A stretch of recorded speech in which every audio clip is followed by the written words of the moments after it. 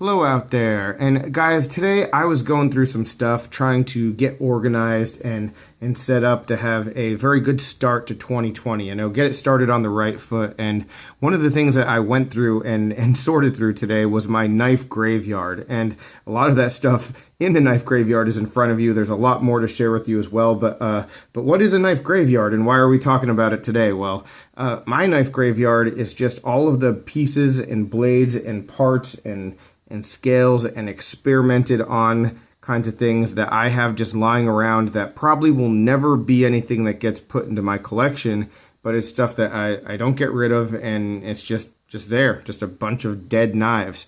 And it's not to say that they can't be brought back to life. It's not to say that all of these projects are going to always be unfinished, but for now, yeah, it's my knife graveyard. And the reason why I wanted to share it with you was, one, I thought maybe a few of you might be interested in stuff like this, just to see what kind of projects I had going on, or just to see what I have lying around. But more than that, I wanted to create this open tag for other people to post their stuff, because I realized, there have to be a lot of people with a bunch of stuff like this, whether you have a YouTube channel or not, whether you have a big collection or not. I'm sure there are plenty of people that have just random knickknacks of knife stuff just sitting around that, yeah, I'd love to see what you guys have as well. And so that's sort of the point. If you do have a channel and you want to post a video, comment down below, let me know about it. I will definitely check it out. If you want to just post a picture on Instagram, tag me in that as well. That'd be very cool to see, whatever it is. But I'm going to get into my knife graveyard stuff, and then hopefully down the road hear from some of you about yours, all right? And we're going to start with some of just the blades and just the random experimented on pieces, and then I'll get to full, completely put together knives that are back here, and then other odds and ends as well, all right? So let's get started with, So I have a CRKT squid, one that I modded. You can see this right here. And the rest of the pieces are in this bag, so just extra squid parts. But the problem with it is that when I did the acid etch, at some point I messed it up, and so the knife doesn't lock up. And I can't remember if it was the frame or the blade that I actually screwed up. But it is sort of cool to see the way that the acid stonewash came out against their black wash finish. So it's always something, I kept this around just to remind myself, man, to do something with this in the future, because it does, just the way those two finishes look next to each other, looks like there's some possibility to do something cool in the future, but never got around to it. And that's sort of the theme of a video like this, never got around to it. So there's that. Here's a few blades that I've just kept around for testing. So you can see just texture work, or just ano, or just, a number of the things that I might do. So this is an old Kershaw. Here is a Coast knife, and this is the perfect kind of knife too, just something that I just inherit. I think I was testing like splatter patterns for an acid etch, dripping, just dots. But I keep all this kind of stuff around just for this reason, in order to have it and to be able to test and see how something might work before I actually do it. And the Kershaw Deadline, and this is severely rusted at this point, but the Kershaw Deadline is a perfect example of that, because I think the first place I ever tested the that speckle pattern that I do in some of my etches, I think the first place I ever tested it was on this. And that actually would have looked pretty cool. All right. Here is a Kershaw, I think this is the Kershaw Hops blade. So there's that. Some more testing I did on a Sanren Mu blade. And then here's one, it's actually not completely scrapped. This is a Kershaw Dash, a snap-on dash, and I found this in a group of knives. And a lot of these knives, these older ones that you'll see, the things that I didn't really want they're parts of like groups that I purchase in bulk on Amazon, like 5 or 6 knives. I really only want to get 1 or 2 of those and the other one show up in the collection. Well, this was one that I know I wanted and I thought I could bring back to life, and I still technically could. You know, all the internals are here, so I have them all. But it was just super beat up, and I think, yeah, I made the mark where I wanted to actually just cut the blade and change the blade shape just because of how like jacked up it was. And so that is something that would still be an interesting project to get back to. The scales are just not in very good shape either, and the inserts are gone. So that's sort of a bummer when I got it, but yeah. So I have a Kershaw Dash in the graveyard, potentially not always going to be in the graveyard. Here's another Kershaw that's sort of the same way, an unfinished project. I think I had an issue with some of the pieces.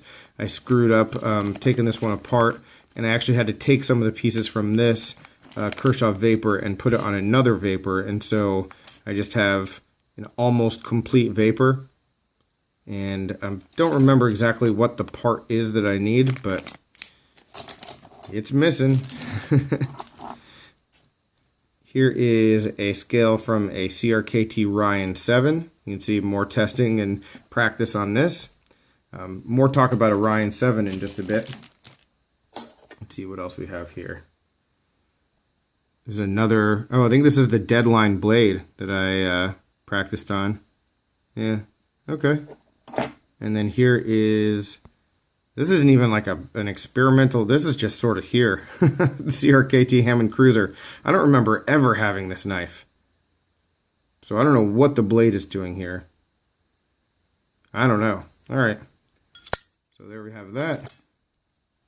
So this one right here is, this is a pretty depressing topic, because this is a Kershaw Mini Cyclone, which is one of the coolest Kershaw designs ever.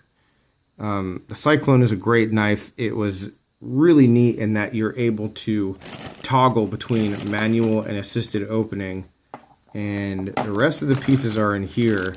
But I just started modding it. I think it was like a little bit, I got ambitious with this project, and it really just needed a little bit of like cleanup and you know, like TLC more so than mods. But I just went crazy with it, and the knife could be put back together and could be made functional again, but it'll look like a joke. And so I don't know, these things are so hard to come by now that I feel like I need to get back to it and try to salvage what I can at some point. But yeah, it's just a bummer that, you know, sometimes you make these decisions with a knife and don't really realize that, you know, when you start to make decisions in a certain direction, you can't go back against that. You can't undo it. And yeah, so you can see these scales are like all, I mean, it's aluminum. It was originally black, and I think because it was like chipped and worn, I was trying to like take it all down. I don't know. It's a mess, and I wish it wasn't such a mess, but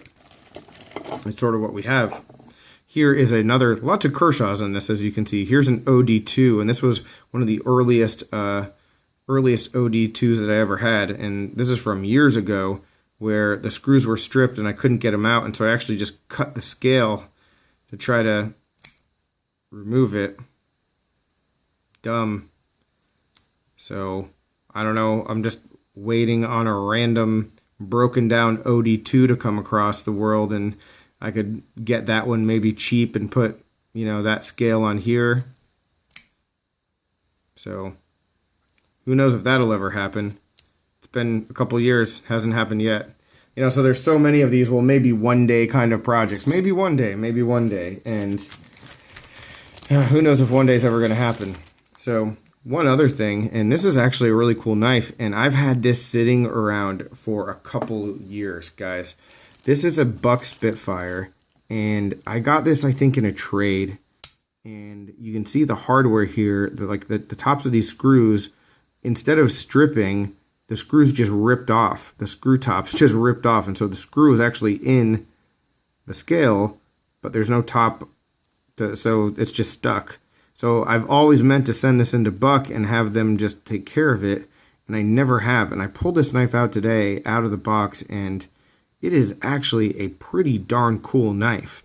It has a very weird secondary bevel and just shape to the edge. If you can see that, I mean, it's just an oddly done recurve. I feel like it's almost blemished. But other than that, I mean, this knife feels really good. Even though those screws are like popped off, the lockup is perfect. So, I mean, you could just carry this knife as it is. Yeah, so a little bit of a discovery I made today, and definitely one that I want to get taken care of because I'd love to carry this knife and review it. I've heard good things about the model. It's been sitting around for years, so go figure. All right, a couple more, and then we'll get into some of the full knives that I have just lying around. Here is a CRKT Wild Weasel. This is one of their older models in 154 cm. They actually did have knives in 154 cm back in the day. Crawford design. And I was working on doing some mods with this. I don't know why I would even bother to mod this knife. It seems so stupid. But let me see if I can get this out. So the scales have these like rubber inserts, and for some reason I wanted to pop those out and then try to anodize it since it's titanium, and it just did not work well because of the coating on here. And so now I've just got another mess, and it's another project that maybe I'll get back to, and who knows, maybe I won't. But yep, man, this is a little bit depressing.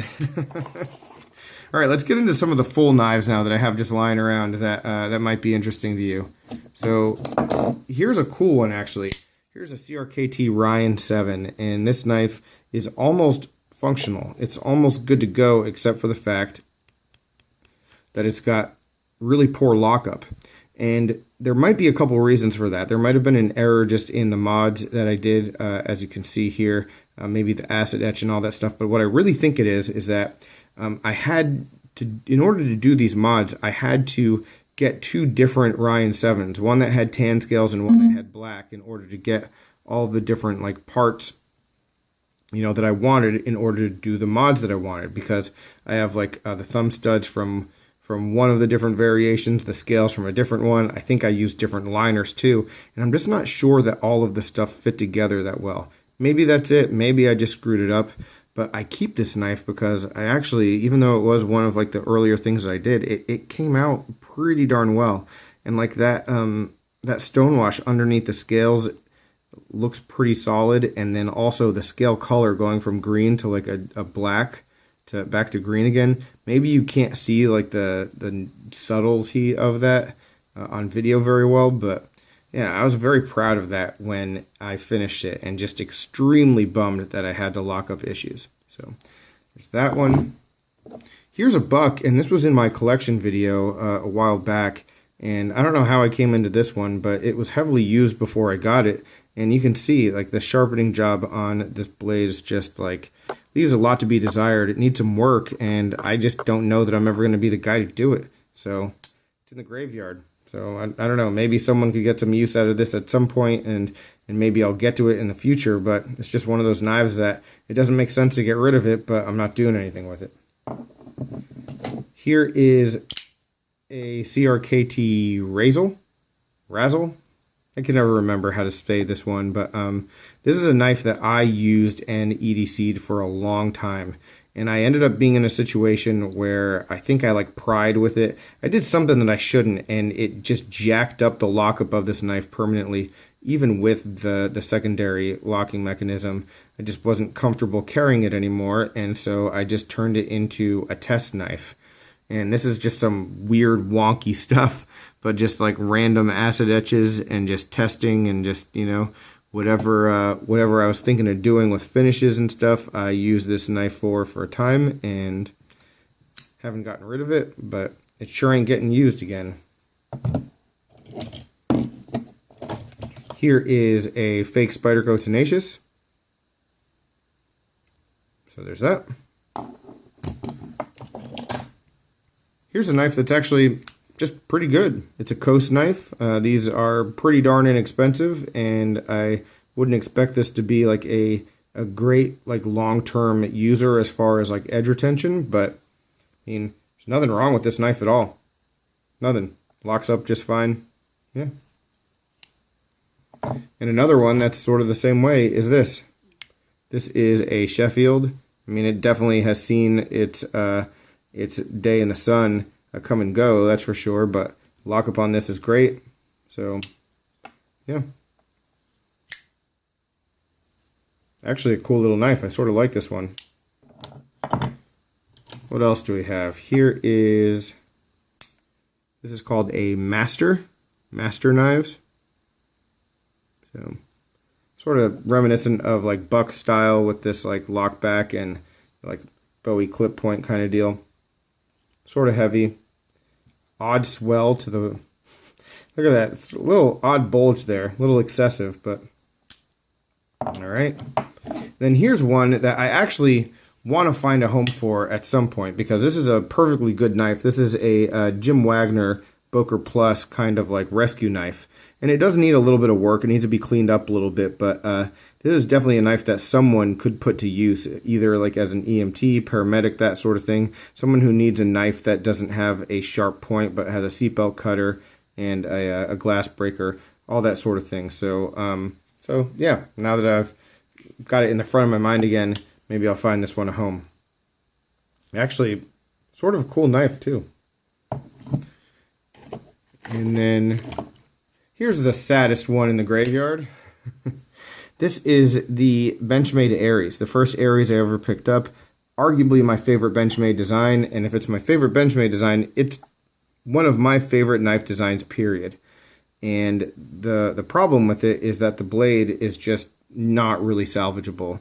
With these serrations jacked up and just the way that this has been sharpened, if I were to get this like redone, I'd lose so much, and yeah, it just doesn't really seem to have a point to doing that. So I'm looking for a replacement blade, like not actively, but just keeping my eye out for them. But Benchmade doesn't have them because it's so long discontinued. So yeah, sort of looking for a beat up old Benchmade Aries that has a decent looking blade, but who knows if and when that will ever come around. So graveyard.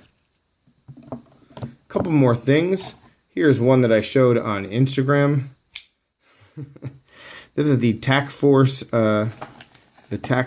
Karambit. Yeah, I don't even know how this came into the collection. Maybe it was part of just a group of knives that I bought. Who knows? But this is not a very good knife. I sort of, look at that. I sort of just keep it in the collection just to, like, I don't know, shits and giggles kind of thing. It's just a fun kind of conversation piece, but it is not a good knife. Other kind of stuff I have just lying around, a bunch of just random scales, Tenacious, Spyderco Ambitious. I have more Benchmade mini reptilian scales than you can shake a stick at. So there's that. One other project knife. Here's another Kershaw that I have just lying around that needs to get finished one day. And then one more full and complete knife. And honestly, guys, I have no idea how I got this knife. It was just sitting in my in my pile of stuff one day. So this is a Boker Magnum. 440A, I think, is a steel on this. It's not a particularly well-built knife. Like, the execution and lockup side to side is not good, but the edge is pretty decent, and it's a really nice kind of design. It actually looks like a larger version of the Leek, almost, if that makes sense. The lines are pretty similar. So I actually like the design of it. I really don't like the embellishments, but yeah. It doesn't open particularly well. So it's in the graveyard because I don't know what to do with it. So, and guys, this video isn't really a sale. It's not like me trying to actively move any of the stuff. That's not the point. I'm really not. It's just interesting, the kind of things that people accumulate over time. And I wanted to share mine with you as we start the new year, and I try to streamline things and you know, simplify and get things a little more organized. And hear from you. What do you guys have? Like, what kind of projects have you come across with knives that leave you having extra bits and pieces here and there? Let me know in the comments. Like I said, if you can post a video and you want to, that'd be awesome. Picture, anything like that. You know, what kind of scraps and things do you have just lying around that are probably never going to make their way back into full. And what I was trying to say is back into full-time use. And if you're still watching at this point, guys, I'm sure you understand what I was getting at. So yeah, let me know your thoughts, and I'll talk with you soon. Thanks for watching, and take care. Have a good one.